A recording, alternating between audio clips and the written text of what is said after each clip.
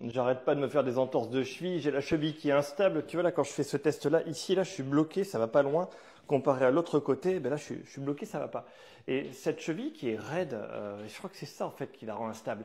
Qu'est-ce que je peux faire pour essayer d'aller mieux, Gilles? Retrouver de la souplesse. C'est aussi simple que ça. Donc je te montre. Tu vois. Donc c'est mon fameux exercice du samouraï. Et samouraï sur un pied. Donc samouraï, c'est la position de Seiza, de salut du samouraï. Si tu es capable d'avoir cette position sans gêne, sans douleur, tu as une souplesse de cheville normale. Donc tu vas me dire, ouais mais Gilles, moi c'est l'autre côté, tu vois, j'arrive pas à aller par ici. Pourquoi cet exercice-là, celui-là, où j'appuie à l'inverse, ça va s'améliorer? Parce qu'en fait, ça fait pas que ça. Ça fait ça distracte. L'articulation est distractée et ça va augmenter la souplesse globale de toute ta cheville. Donc comment je fais? Ben, concrètement, je commence ici à quatre pattes, je vais en arrière doucement et j'essaie de sentir une gêne ou une douleur dans ma cheville. Je sens quelque chose qui fait mal, et bien j'attends. Voilà. Au bout de 45 secondes, le collagène, le tissu conjonctif va se relâcher et ben, si je ne bouge pas, je vais avoir moins mal. Mais ça c'est positif. Après, je peux aussi aller en arrière un peu plus et continuer à toucher la douleur et à poursuivre la douleur. Et ça va continuer à s'améliorer. Et je vais de plus en plus loin avec la même douleur, mais elle est supportable. Eh bien c'est bien, c'est que je m'améliore si j'arrive à faire plus. Alors quand est-ce qu'on ne doit pas faire cet exercice? Ben, quand on est vraiment en phase inflammatoire, quand ça fait trop mal. Donc là l'idée c'est que tu vois, si j'essaie et tout va bien, que je vais de plus en plus loin, ben, je continue. Si par contre je maintiens une position, j'attends et les douleurs augmentent et ne font qu'augmenter, la structure elle est encore cassée. Il ne faut pas tirer dessus. Donc dans ce cas-là, il faut faire autre chose. Il faut d'abord patienter le temps que ça se consolide, éviter la douleur, éviter d'avoir mal.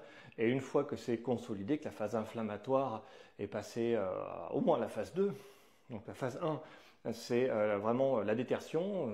2 à 4 jours, les petits macrophages ils viennent tout manger, ils viennent nettoyer la plaie. Après, tu as la phase d'englument où là, il y a les éléments figurés du sang qui viennent tout réparer. Ils viennent mettre une espèce de glu, mais la glu, elle tient pas bien. Et donc ça dure 2 semaines ça. Et après, tu as 4 semaines où il y a une différenciation des tissus qui se fait et où progressivement, le mortier va prendre pour retrouver une structure correcte. Mais, cette structure restera correcte que si on lui met des sollicitations correctes. C'est-à-dire que là, c'est le mortier, il est en train de prendre au bout de 2 semaines. Et on fait, non mais les gars, regardez, c'est par là qu'il faut aller. C'est par ici.